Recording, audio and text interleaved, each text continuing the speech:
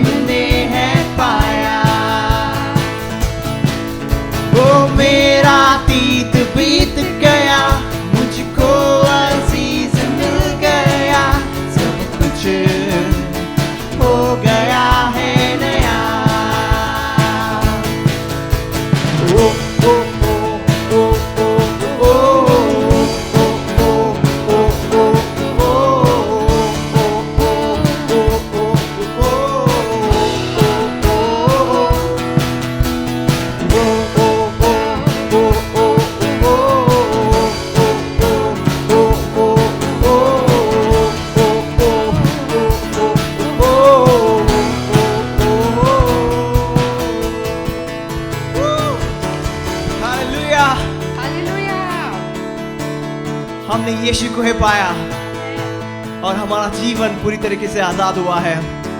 हम जानते हैं कि हजारों साल पहले परमेश्वर ने, प्रभु यीशु ने वो जगह क्रूस पर जो हमारी थी, जो आपकी थी, जो मेरी थी, परमेश्वर ने क्रूस पे ले ली और हमें पूरी तरीके से आजाद किया है।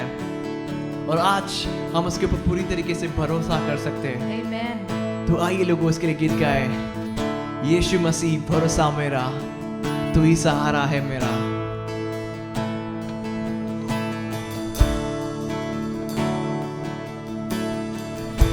यीशु मसीह भरोसा मेरा,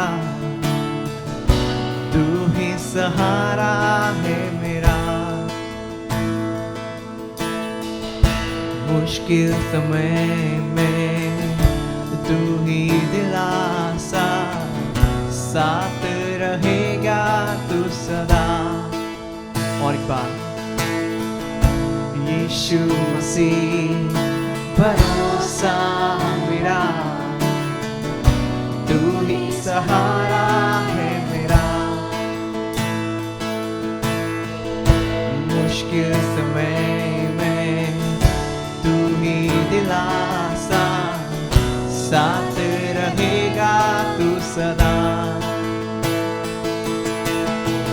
करुणा भलाई तेरी सदा रहेगी मुझ पर, तेरी विश्वास योग्यता देखूंगा मैं उम्र भर। मैं हाथ उठाकर गाऊंगा, यीशु तेरा नाम रहे ऊंचा। मैं हाथ उठाकर गाऊंगा, यीशु तेरा नाम रहे ऊंचा। मौत से है बचाया तूने, जीवन नया है दे दिया। नाम लेकर पुकारा मुझे, महिमा से मुझको भर दिया। मौत से है बचाया मुझे, जीवन नया है दे दिया। नाम लेकर पुकारा मुझे, महिमा से मुझको भर दिया। करुणा भलाई तेरी सदा रहेगी मुझ पर, तेरी विश्वास योग्यता देखूंगा मैं उम्र भर। मैं हाथ उठाकर गाऊंगा, यीशु तेरा नाम रहे ऊंचा। मैं हाथ उठाकर गाऊंगा, यीशु तेरा नाम रहे ऊंचा। आदर और महिमा हो तेरी, तू ही हमारा खुदा। पूरी हो तेरी ही मर्जी, आए तेरा राजहां। आदर और महिमा हो तेरी, तू ही हमारा खुदा। पूरी हो तेरी ही मर्जी, आए तेरा राजहां। हम हाथ उठाकर गाएंगे,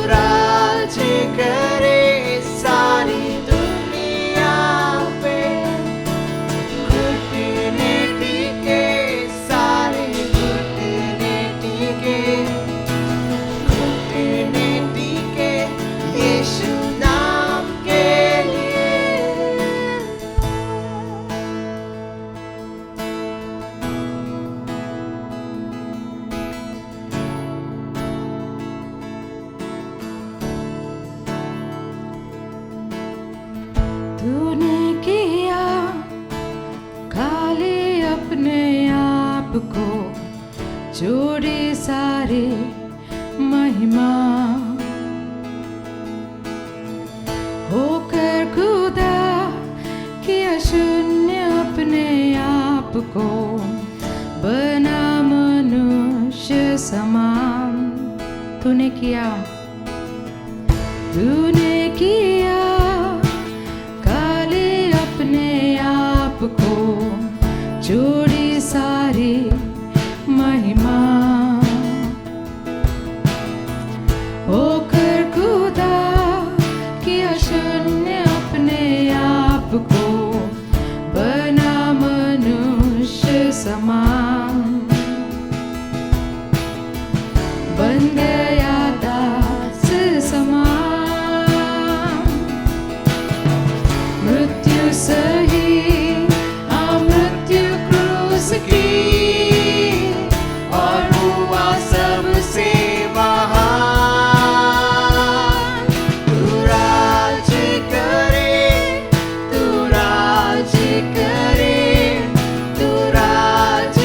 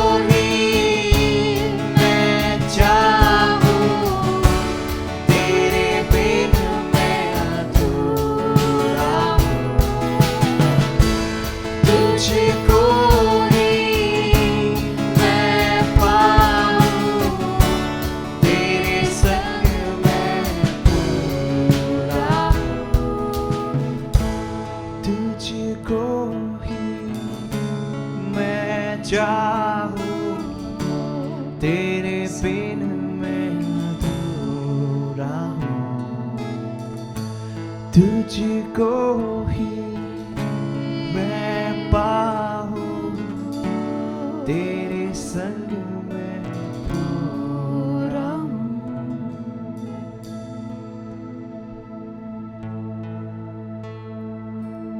प्रभु धन्यवाद देते हैं प्रभु कि तेरे बिना हम अधूरे हैं, लेकिन तेरे संग हम पूरे हो जाते हैं। धन्यवाद प्रभु कि जब हम तेरे भवन में आते हैं, तेरी उपस्थिति में आते हैं प्रभु हमें वो भरपूरता का जीवन मिलता है। प्रभु धन्यवाद देते हैं प्रभु कि तू हमारे जीवन में राज करता है, हर क्षेत्र में राज करता है। धन्यवाद कि तू हमसे बातें करता है, तू हमसे प्रभु बहुत प्यार करता है। धन्यवाद प्रभु, आमीन। आइए हम यह साथ घोषित करें, इस साल मुझे असामान्य छुटकारा प्राप्त होगा। जो खोया है वह पाऊंगी, जो चुरा लिया गया है वह लौटा दिया जाएगा, जो त्याग दिया गया है वह दोबारा प्राप्त होगा। मेरे खोए हुए मौके और अतीत की असफलताएं मुझे नए स्तर पर पहुंचाने के लिए सीढ़ियां बनेंगी।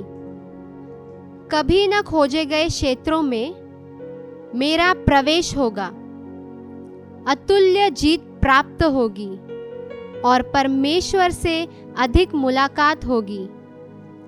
बेमिसाल मौके मिलेंगे, नए दरवाजे खुलेंगे और खजाने मिलेंगे। दिव्य साहसिक कार्य मेरा इंतजार कर रहा है। मैं बीते हुए कल को पीछे छोड़कर मेरे वर्तमान को स्वीकारती हूँ और भविष्य की ओर अपेक्षा के साथ बढ़ती हूँ। यह परमेश्वर का स्वीकारा हुआ साल है, आशीष, उपकार और जयंती भरा साल है। आमीन और आमीन।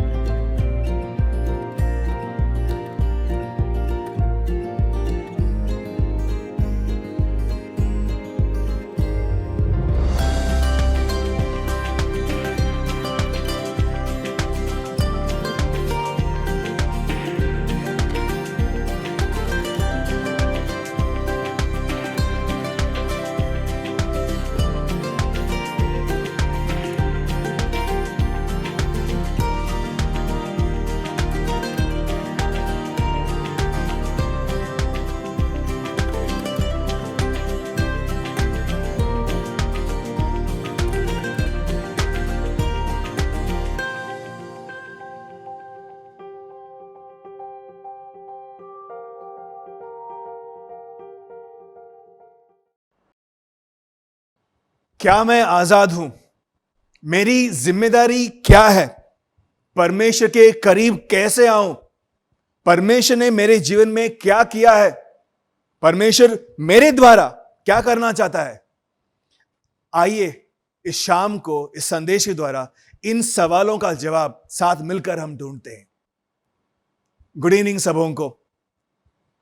पिछले कुछ हफ्तों से हम एक महत्वपूर्ण श्रृंखला पर ध्यान दे रहे हैं, सीख रहे हैं और ग्रहण कर रहे हैं, और वह है परमेश्वर के राज्य की संस्कृति। यीशु ने अपने शिष्यों को प्रार्थना सिखाया था और उस प्रार्थना में उन्होंने कहा था, हे मेरे पिता, तू जो स्वर्ग में है, तेरा नाम पवित्र माना जाए, तेरा राज्य आए, तेरी इच्छा जैसे स्वर्ग में पूरी होती है वैसे ही धरती पर पूरी हो। आपको पता है इसका मतलब क्या है? इसका मतलब यह है कि हम पर बुलाहट है कि हम स्वर्ग का माहौल धरती पर लेकर आए। मतलब स्वर्ग में जो संस्कृति है, परमेश्वर के राज्य की जो संस्कृति है, वही संस्कृति को धरती पर स्थापित करना ये आपका और मेरा जिम्मेदारी है।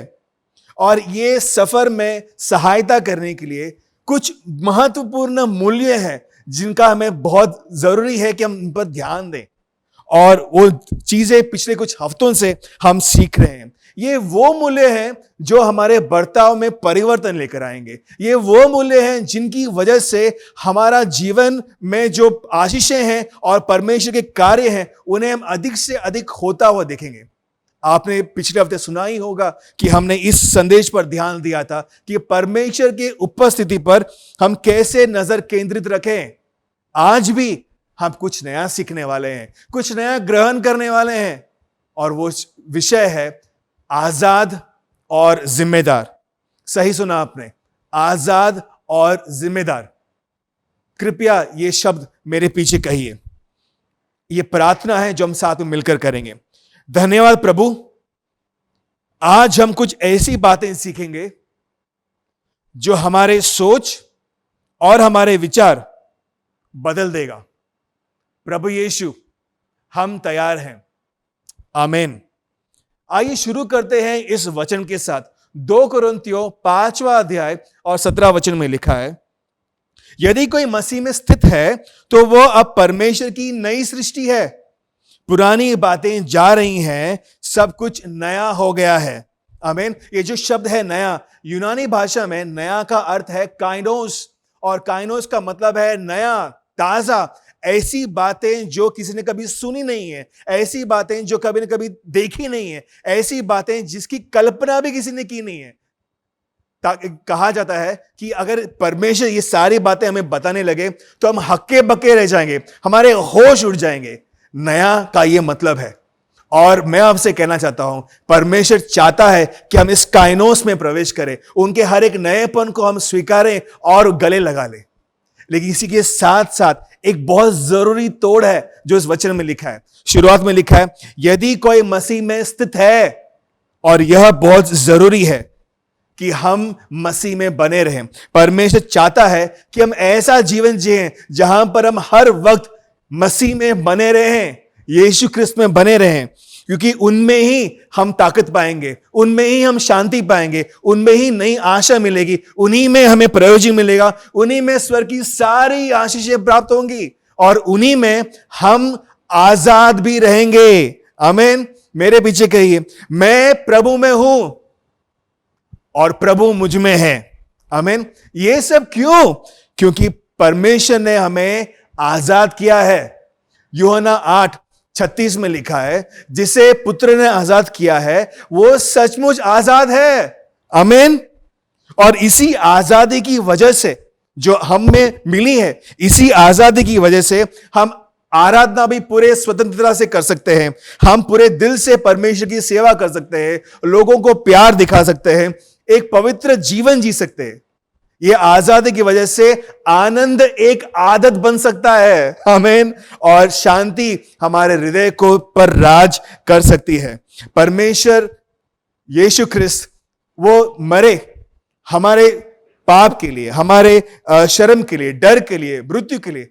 उन्होंने हमें इन सारी चीजों से हमें आजाद किया है ताकि हम उन्हीं में बने रह सके। आमीन। तो आजादी बहुत जरूरी है, और आजादी यीशु ने हमें दिया है। हालेलुया। लेकिन साथ ही साथ मैं एक बहुत महत्वपूर्ण बात करना चाहूंगा। बिन जिम्मेदारी के आजादी आजादी नहीं है। आजादी बिना जिम्मेदारी के आजादी नहीं है। उसे हम कहते हैं मनमानी। मनमानी का अर्थ क्या है? मनमानी का मतलब है मुझे जो करना है मैं वो करूंगा, जब करना है, जैसे करना है, अपने तरीके से मैं करूंगा। ये मनमानी है, ये आजादी नहीं है। बिन जिम्मेदारी का आजादी आजादी नहीं कहलाता। गलातियों की किताब 5वां अध्याय और 13 वचन में लिखा है, तुम आजाद होने के लिए बुलाए गए हो, परंतु ऐसा ना हो कि यह आजादी शारीरिक कामों के लिए अवसर बने, वरन प्रेम से एक दूसरे की सेवा तुम करो। देखिए लोगों, चुनाव हमारे हाथ में है कि हम जहां पर है हम वहीं पर रहें, या हम उन सारे चीजों में प्रवेश करें जिन्हें प्रभु ने हमारे लिए तैयार किया है। अगर आप नोट्स लिख रहे हो तो आप ये लिख सकते हो, अगर मेरे चरित्र में बदलाव नहीं आए तो वो मेरे आत्मिक बढ़ोतरी के लिए रुकावट बन सकता है। मैं दोबारा कहता हूं, अगर मेरे चरित्र में बदलाव नहीं आए तो वो मेरे आत्मिक बढ़ोतरी के लिए एक रुकावट बन सकता है। इसलिए यह बहुत जरूरी है कि हम पवित्र आत्मा के साथ साझेदारी निभाएं और उन्हें मौका दें कि पवित्र आत्मा हमारे चरित्र में काम करे, ताकि हम अधिक से अधिक यीशु की तरह बन सके। पवित्र आत्मा हमारा मार्गदर्शन करता है, हमारी अगुवाई करता है और परमेश्वर के हृदय की बातों को हमें बताता है। परमेश्वर चाहता है कि हम अपने जीवन को लेकर जिम्मेदारी उठाएं, हमारे आजादी को लेकर हम जिम्मेदारी उठाएं। देखिए लोगों, परमेश्वर ने आजादी का मोहर हम पर डाल दिया है, लेकिन हमें जिम्मेदारी का मोहर अपने ऊपर डालना है। ये बताने के लिए मैं बाइबल से एक कहानी आपके सामने लेकर आऊंगा, जो लूका 9 में लिखा है 51 से 56 तक। मैं आपको पढ़कर सुनाता हूं। अब ऐसा हुआ कि जब उसे ऊपर स्वर्ग में ले जाने का समय आया तो यीशु यरूशलेम जाने के लिए निश्चय करके चल पड़ा और उसने अपने आगे शिष्यों को भेजा। वे सामरियों के एक गांव में गए कि उसके लिए जगह तैयार कर सके, किंतु सामरियों ने वहां उसका स्वागत सत्कार नहीं किया, क्योंकि वह यरूशलेम जा रहा था। यह देखकर उसके चेले याकूब और यूहन्ना ने कहा, हे प्रभु, क्या तू चाहता है कि हम आज्ञा दें कि आकाश से आग गिरकर इन लोगों को भस्म कर दे? परंतु यीशु ने फिरकर उन्हें डांटा और कहा, तुम नहीं जानते कि तुम कैसी आत्मा के हो, क्योंकि मनुष्य का पुत्र लोगों के प्राणों का नाश करने वरन बचाने के लिए आया है। और वे किसी और गांव में फिर चल पड़े। बहुत अद्भुत कहानी है ये। कहानी में ये समझ में आता है कि यीशु यरूशलेम जा रहे थे और उन्हें सामरी देश से होकर जाना था, लेकिन सामरी देश के लोगों ने यीशु को आने से इनकार कर दिया। यह देखकर मेरा मानना है कि याकूब और यूहन्ना, यीशु के 2 शिष्य, आग बबूला हो गए और उन्होंने कहा कि यीशु, क्या तू चाहता है कि हम स्वर्ग से आग बुलाकर ये सारे लोगों को हम भस्म कर दे? और यीशु ने तुरंत उन्हें फिरकर डांट दिया। मैं समझता हूं कि याकूब और यूहन्ना ने आग से सामरी देश को भस्म करने का बात किया क्योंकि उनके पास वो सामर्थ था करने के लिए। वो चाहे तो वो कर सकते थे। ये बहुत भयानक बात है, क्योंकि जो सामर्थ उन्हें परमेश्वर से मिला था, उसी सामर्थ का वो दुरुपयोग करने वाले थे, गलत इस्तेमाल करने वाले थे। उनके पास आजादी थी वो सामर्थ का इस्तेमाल करने का। वो सामर्थ का वो इस्तेमाल करना चाहिए था चमत्कार की कार्यों के लिए, अलौकिक कार्यों के लिए, लेकिन उन्होंने उसी सामर्थ का इस्तेमाल करना चाहा लोगों को भस्म करने के लिए। परमेश्वर ने सामर्थ दिया है भलाई के लिए, नाश के लिए नहीं। तो याकूब और यूहन्ना का रवैया कैसा था? क्योंकि अक्सर यह हमारा भी रवैया हो सकता है। उनका रवैया कुछ इस प्रकार था, अगर चीजें मेरे हिसाब से नहीं हो रही हैं तो मैं हिसाब बराबर करूंगा। यह वो रवैया था। जो परमेश्वर ने उन्हें दिया था उसका वो गलत इस्तेमाल करने के लिए तैयार थे। अगर मैं जिम्मेदार नहीं बनूं तो मेरी आजादी ही मेरी बर्बादी बन सकती है। मेरा प्रयोग, मतलब जो मैं करता हूं, मेरा प्रयोग मेरा दुरुपयोग भी बन सकता है। इसलिए आपको और मुझे पवित्र आत्मा के सहयोग की जरूरत है। आमीन। जहां आजादी है वहां जिम्मेदारी भी है, मनमानी नहीं। जहां आजादी है वहां जिम्मेदारी भी है, लेकिन मनमानी नहीं। मैं आपको कुछ उदाहरण देता हूं ताकि आप एकदम सरल तरीके से समझ सको कि आजादी क्या है और गैर जिम्मेदारी क्या है। आमीन। हम मुंह से परमेश्वर की स्तुति करते हैं, यह हुआ आजादी, लेकिन उसी मुंह से दूसरों के लिए निंदा भरे शब्द निकलते हैं, यह है गैर जिम्मेदारी। क्योंकि बोलने की आजादी तो है, लेकिन कुछ भी बोल देने की आजादी आपको और मुझे नहीं है। आप समझ रहे मेरी बात? मैं और एक उदाहरण देता हूं। हम परमेश्वर को अर्पण देते हैं, यह आजादी है, लेकिन कुछ लोग हैं जो दूसरों से ऐंठते हैं, वो गैर जिम्मेदारी है। एक और सुनिए, हम परमेश्वर से क्षमा मांगते हैं, जब भी कुछ गलत होता है, ये आजादी है। लेकिन जब दूसरों को क्षमा करने की बारी आती है, हम सोच में पड़ जाते हैं और काफी मुश्किल हो जाता है दूसरों को क्षमा करना। वो गैर जिम्मेदारी है। आपको और एक उदाहरण देता हूं। परमेश्वर ने हमें सामर्थ दिया है उनके अलौकिक कार्यों को करने के लिए, वो है आजादी। लेकिन उसी सामर्थ का गलत उपयोग करना, दूसरों का नाश सोचना, वो गैर जिम्मेदारी है। आप समझ रहे मैं क्या बताने की कोशिश कर रहा हूं? देखिए, एक छोटा सा चित्र अपने मन में देखिए कि एक पंछी है जो एक पिंजरे में बंद है। आप देख रहे हो कि ये पिंजरे में बंद है, इसे रिहा करना चाहिए। आप पिंजरे का दरवाजा खोल देते हो और वो पंछी पिंजरे से बाहर निकलता है। लेकिन बाहर निकलते ही वो पंछी रास्ते पर जो लोग दिखते हैं उनको जाकर चोंच मारने लगता है। और आप सोचते हैं, मैंने इसे आजाद किया था, इसे पिंजरे से बाहर निकाला था ताकि ये उड़ सके, लेकिन ये तो सभी लोगों को चोंच मार रहा है। तो यहां पर क्या हुआ? एक आजादी का कार्य एक दुरुपयोग या गैर जिम्मेदारी का कार्य बन गया। वो पंछी बना था उड़ने के लिए, उसे उड़ना चाहिए था। मैं क्यों उदाहरण दे रहा हूं? क्योंकि परमेश्वर ने आपको और मुझे बनाया है ताकि हम परमेश्वर को प्यार दिखा सके, परमेश्वर के लोगों को प्यार दिखा सके। ये हमारे जीवन का मकसद है। आमीन। इसी कहानी पर दोबारा जाकर एक बहुत इंपॉर्टेंट चीज है। जब याकूब और यूहन्ना ने ये बातें की, यीशु फिर कर उन्हें डांटे। मतलब यीशु एक रास्ते से जा रहे थे, जब उन्होंने ये आवाज सुना, वो फिर कर उनसे कहे, तुम जो कह रहे हो वो गलत है, ये सही नहीं है। उन्हें डांट पड़ी। यीशु ने उन्हें डांट दिया। क्यों? क्योंकि हम हमारे सामर्थ का गलत इस्तेमाल नहीं कर सकते। हम वो नहीं कर सकते तो यीशु खुद नहीं करेगा। आमीन। जो याकूब और यूहन्ना करने वाले थे, वो परमेश्वर के राह पर चलने वाले कार्य वो नहीं थे। हमें कुछ दिल को ठेस पहुंचाने वाले सवाल पूछने हैं। सवाल क्या है? मेरे रवैये से क्या यीशु दिखता है? मेरे बर्ताव से दुनियादारी दिखती है या परमेश्वर से यारी दिखती है?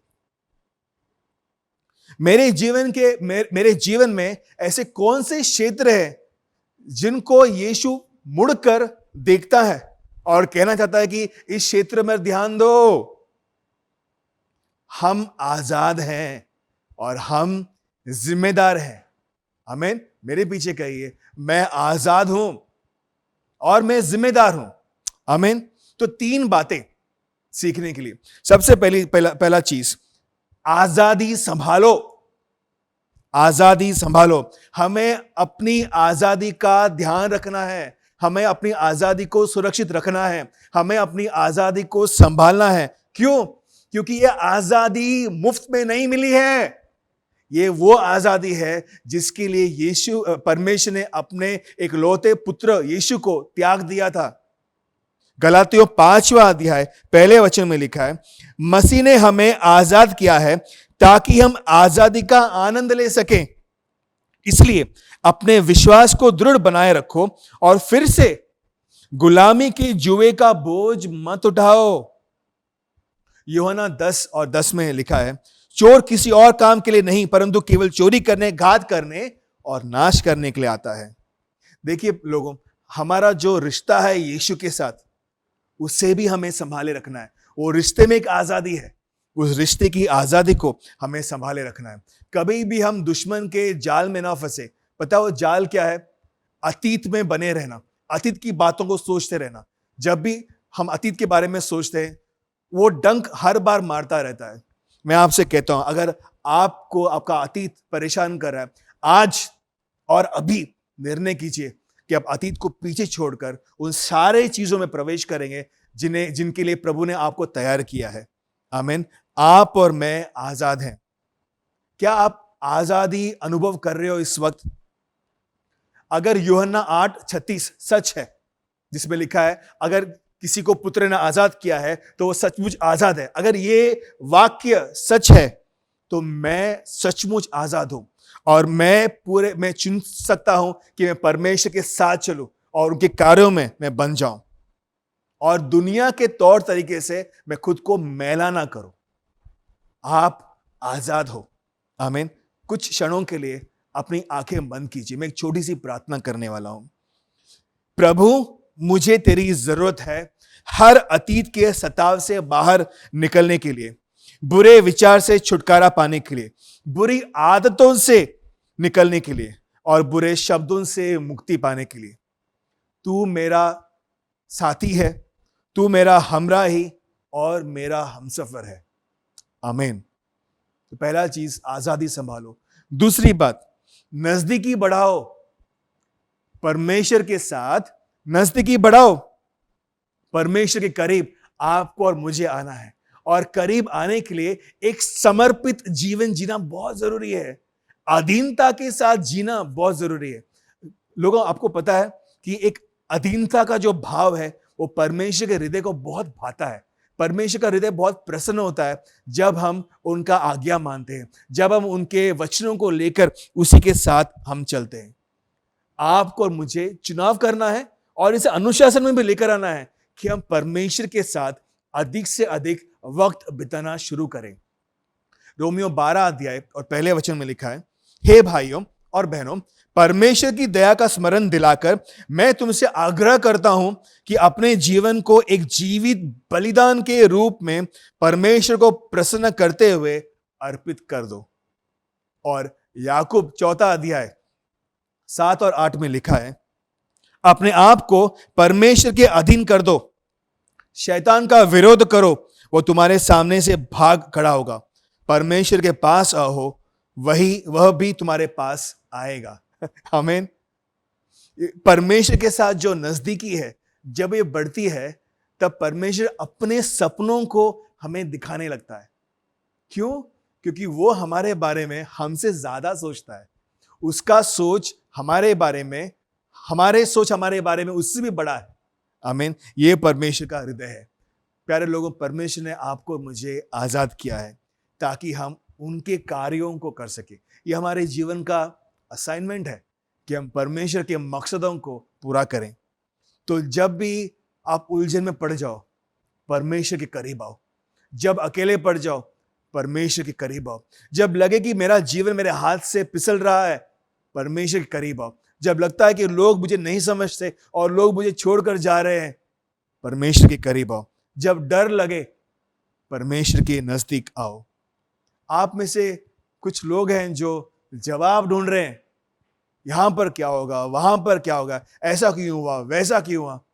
मैं आपसे कहना चाहता हूं, आप जवाब ढूंढ रहे हो, प्रभु यीशु आपका जवाब है। हाँ लोगों, प्रभु यीशु आपका जवाब है और हमें बने रहना है प्रभु में। देखो, यीशु जब धरती पर थे, यीशु ने एक बहुत सुंदर वाक्य कहा था। उन्होंने कहा था कि अगर तुमने मुझे देखा है तो मतलब तुमने पिता परमेश्वर को देख लिया है। उनका जीवन, यीशु का जीवन परमेश्वर के साथ इतना था, इतना करीबी रिश्ता था कि वो ये कह पाए। परमेश्वर चाहता है कि हम भी ऐसे कह सके कि हमारे जीवन के द्वारा परमेश्वर दूसरे लोगों को दिखता है। आमीन। परमेश्वर के नजदीक आना है, नजदीकी बढ़ाना है। और आखिरी चीज, जिम्मेदारी उठाओ। जिम्मेदारी उठाओ। आजादी का मतलब ये नहीं है कि मुझे जो करना है मैं वो करूंगा। याद है मैंने कुछ देर पहले कहा था, उससे हम कहते हैं मनमानी। वो आजादी नहीं है। परमेश्वर चाहता है हम अपने जीवन को लेकर जिम्मेदार बने। इसलिए हम जो बोलते हैं, हम जो करते हैं, हम जो सोचते हैं, इन चीजों पर हमें ध्यान देना है। हमें इन चीजों का जिम्मेदारी उठाना है। इसलिए बहुत जरूरी है कि हम पवित्र आत्मा के साथ साझेदारी निभाएं और पवित्र आत्मा को मौका दें कि वह हमारे चरित्र में, हमारे जीवन में वो कार्य कर सके, ताकि हमारे जीवन के द्वारा परमेश्वर प्रकट हो। आपको और मुझे जिम्मेदार बनना है। याद रखिए लोगों, जो परमेश्वर कर सकता है वो परमेश्वर करेंगे, लेकिन जो हम कर सकते हैं वो हमें ही करना है। आमीन। परमेश्वर अपना भाग निभाएगा, लेकिन हमें भी अपना भाग निभाना है। इसलिए हमारे सोच को लेकर, हमारे बोल को लेकर, हमारे कार्यों को लेकर हमें जिम्मेदार बनाना है। और मैं किसी और पर उंगली नहीं उठा सकता कि तुम्हारी वजह से मैं ऐसा हो गया या उनकी वजह से ऐसा हो गया। ये मेरी जिम्मेदारी है, ये हमारी जिम्मेदारी है। प्यारे लोगों, हमारे जीवन में बहुत कुछ बदल सकता है अगर हम जिम्मेदारी उठाएं। हमारे जीवन का जिम्मेदारी और हमारे आजादी का जिम्मेदारी। हमारे खुद के परिवार में चीजें बदलने लगेंगी, चीजें संभलने लगेंगी जब हम जिम्मेदारी उठाने लगे। तो जिम्मेदारी उठाओ, परमेश्वर के नजदीक आओ और आजादी, हमारी आजादी को संभालो। आइए हम खड़े हो जाएं और हम प्रार्थना करें और प्रभु से कहें, प्रभु तूने मुझे आजाद तो किया है, लेकिन मुझे आप इस जिम्मेदारी के सफर पर ले चल। मैं जिम्मेदार व्यक्ति बनना चाहता हूं। मैं स्वर्ग का जिम्मेदार नागरिक हूं और उसी तरह से मैं इस धरती पर, मेरे मोहल्ले में, मेरे घर में, मेरे नगर में मैं जीना चाहता हूं। आइए हम प्रार्थना करें। प्रभु यीशु, धन्यवाद। आज जो हमने सीखा इसमें बहुत सच्चाई है जिसे हमें ग्रहण करना है। प्रभु धन्यवाद कि आपने हमें आजाद किया। आज हम पाप के गुलाम नहीं, आज हम शर्म से मारे हुए नहीं, आज हम डर के कब्जे में नहीं हैं, आज हम मृत्यु के भय में नहीं हैं। आज हम आजाद हैं क्योंकि आपने हमें आजाद किया है। प्रभु कोटि कोटि धन्यवाद। प्रभु साथ में हम मांगते हैं प्रभु कि हम एक जिम्मेदार व्यक्ति बनेंगे।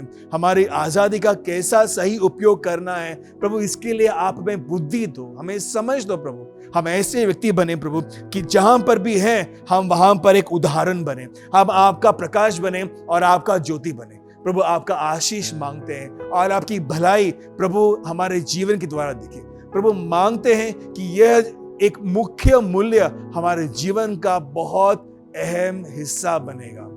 ये प्रार्थना हम यीशु मसीह के नाम से करते हैं। आमीन।